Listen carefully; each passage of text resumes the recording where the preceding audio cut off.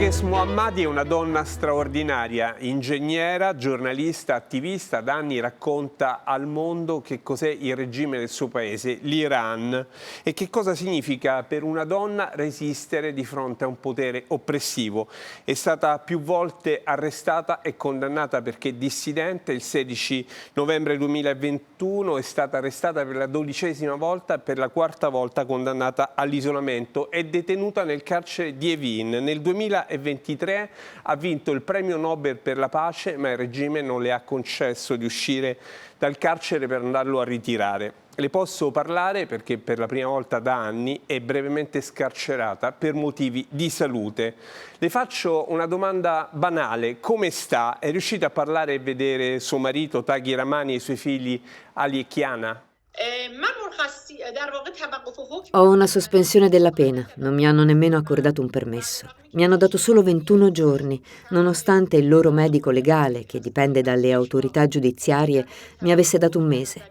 Non ho intenzione di tornare in prigione, ma ho una cauzione garanzia di 8 miliardi e mezzo di Tuman, che, se venissero confiscati, sarei costretta a rientrare in carcere.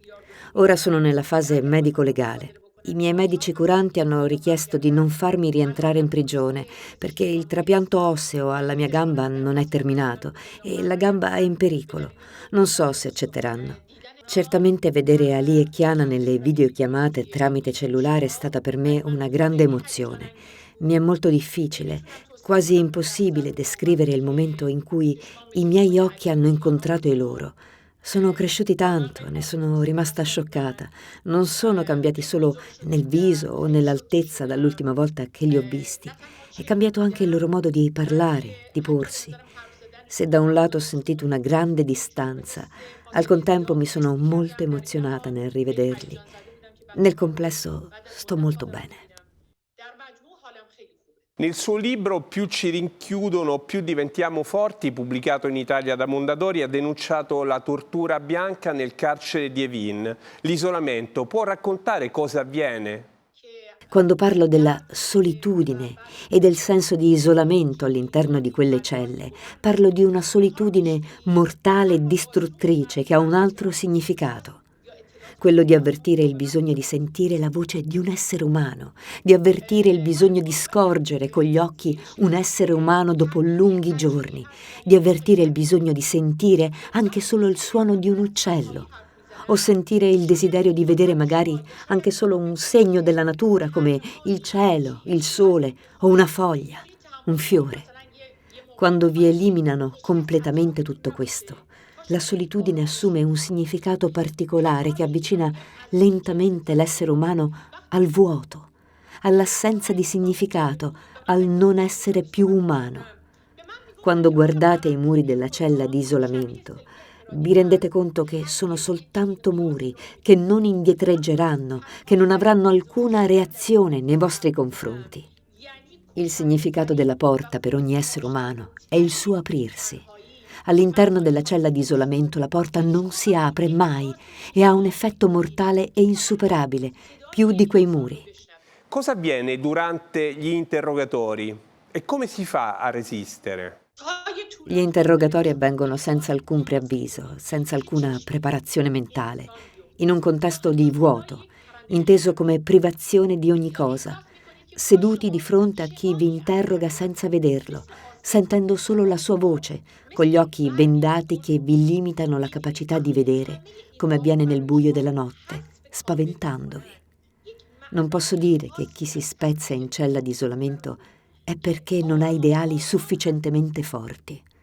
Ho conosciuto esseri umani che si sono spezzati. Ho sperimentato per 4 volte la cella di isolamento e posso dire senza alcun dubbio che si tratta di una delle torture più disumane al mondo e che viene tuttora praticata dal regime della Repubblica Islamica. Colgo quindi qui l'occasione per chiedere, per favore, a tutte le organizzazioni internazionali e per i diritti umani, a tutti i mezzi di informazione, di lottare per fermare l'uso di questa tortura che è la madre delle esecuzioni, delle confessioni false e forzate e delle pene detentive più pesanti, e di aiutarci. Che cosa significa essere donna in un regime teocratico governato da uomini e cosa significa essere detenute da donne? Essere donna in una società governata da un regime dittatoriale e teocratico è sopportare una doppia pressione. Partendo dalla questione del velo obbligatorio, quando non possiamo scegliere come vestirci, quando siamo costrette a coprirci i capelli, quando questo viene considerato come valore e come un fatto religioso, quando non rispettarlo equivale a infrangere l'ordine e la legge, ma anche la morale religiosa, questo produce una forte pressione mentale e psicologica sulle donne nella società. Questa stessa pressione aumenta in modo considerevole all'interno delle prigioni. Quando stai per uscire dalla cella di isolamento, in quella stessa cella dove stai vivendo da giorni, da mesi o da anni, a tutti impongono di mettere la benda sugli occhi e alle donne viene imposto anche di indossare lo spolverino, i pantaloni, le calze, il velo in modo rigoroso e sopra il velo il chador. Immaginate quanto siano maggiori queste imposizioni rispetto a un uomo che è in un'altra cella di isolamento. Immaginate di trovarvi nella cella degli interrogatori e di dover sottostare a un certo tipo di interrogatori per il fatto di essere donna. Questo l'ho appreso da molte testimoni donne. Alcune di loro non hanno acconsentito che questa parte venisse pubblicata nel libro. Hanno subito molestie e abusi di natura sessuale, sia nel linguaggio che nelle azioni. Purtroppo essere una donna in prigione, in cella di isolamento, nei luoghi in cui si viene condotte una volta arrestate, all'interno degli autoveicoli, in tutto l'iter dal momento dell'arresto fino all'arrivo in prigione, ha dato origine a molte tragedie. Ho sentito più testimonianze di donne che erano in cella di isolamento e che sono state sottoposte a pressione per aver richiesto la carta igienica per andare in bagno o gli assorbenti perché avevano il ciclo mestruale. Intendo dire che dai nostri capelli ai nostri corpi tutto può essere usato come strumento di repressione nei confronti di noi donne quando ci troviamo in cella di isolamento. Questo perché lì non siamo più padrone di noi stesse, siamo rinchiuse in un ambiente molto chiuso e ristretto. Non possiamo esercitare alcuna scelta se non quella di respirare. Ogni nostra azione è controllabile da chi è addetto agli interrogatori. La pressione sulle donne in cella di isolamento è molto più forte. Vedo alle sue spalle l'immagine di Mahsa Amini, è un'immagine potentissima per lei che sta parlando da Teheran. Che significato ha donna, vita e libertà?